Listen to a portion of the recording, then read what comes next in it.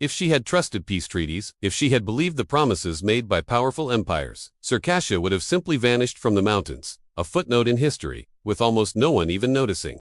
Because in her world, war never truly ended. It only paused, and the woman who ruled those unforgiving mountains learned how to survive when survival itself became an act of resistance. Her name was Queen Tamari, of Circassia, ruler who didn't conquer empires, but absolutely refused to be erased by them.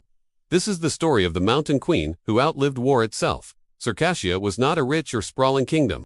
It possessed no vast armies, no endless reserves of gold, no powerful imperial allies to call upon. What it did have were mountains sharp, unforgiving, and fiercely protective, and a people who had learned to fight for every single breath of freedom they took.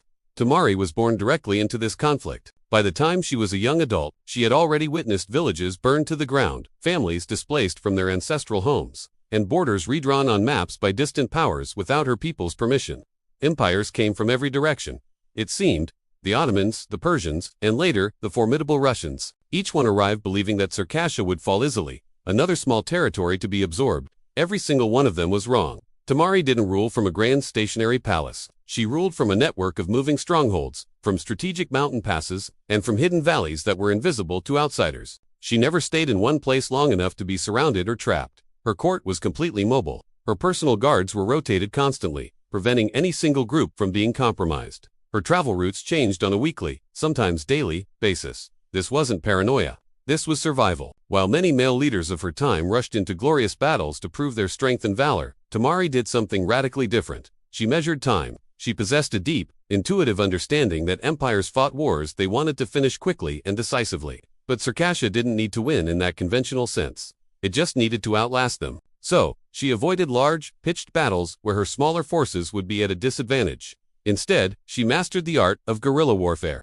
She broke enemy supply lines, starving them of resources and morale. She orchestrated the relocation of entire villages, sometimes overnight, before an invading army could even arrive. She used the harsh Circassian winter, the dizzying altitude, and the treacherous terrain as her most powerful weapons. Enemy armies would march into her lands confident and well-equipped. They would leave exhausted, demoralized, or sometimes they wouldn't leave at all. Tamari also knew that war wasn't fought only with swords and arrows. She was a shrewd negotiator, but she negotiated with extreme care. She skillfully played rival empires against each other, exploiting their own ambitions and conflicts. She accepted temporary alliances when it suited her needs, but never once did she surrender an inch of her sovereignty. She wasn't afraid to break agreements before they could be turned against her people. Her guiding principle was simple: trust no empire completely. It was this deep-seated, well-earned skepticism that kept Circassia alive. But this constant struggle for survival demanded immense sacrifice. Tamari lost close family members to the endless wars.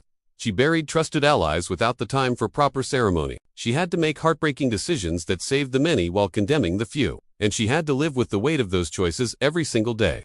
Because leadership in a state of perpetual war isn't about heroism and glory. It's about endurance. It's about bearing an unbearable burden so that your people don't have to. Her enemies tried relentlessly to eliminate her. They attempted assassinations. They sent poisoned gifts disguised as peace offerings. They bribed her guards and sent false envoys to lure her into traps. She survived every single attempt. Why? Because Tamari never assumed she was safe. She always assumed she was in danger. This constant vigilance became second nature, a shield that protected her and her kingdom. Years turned into decades. Empires rose to great heights and then crumbled into dust. But Circassia remained. It was smaller, certainly. It was scarred by countless battles, but it was unbroken. And that fact alone terrified her enemies, because their strategies of conquest, which had worked everywhere else, failed here again and again and again. History books often don't celebrate rulers like Tamari. She didn't expand her borders through conquest. She didn't build towering monuments to her own greatness. She didn't leave behind a legacy of conquered lands and subjugated peoples. What she left behind was far more precious: a people who survived, a culture that endured, a nation that refused to die. Queen Tamari proved something that empires hate to admit. You can't truly defeat a land when its ruler teaches the people not how to fight, but how to endure. She ruled through movement. She ruled through caution. She ruled through a relentless, unwavering awareness of the world around her. She survived endless wars and, more importantly, she made sure her people did too. If you enjoyed this story, make sure to like this video, subscribe to the channel, and comment with your favorite topic you want me to cover next. Your support helps bring these forgotten queens back to life.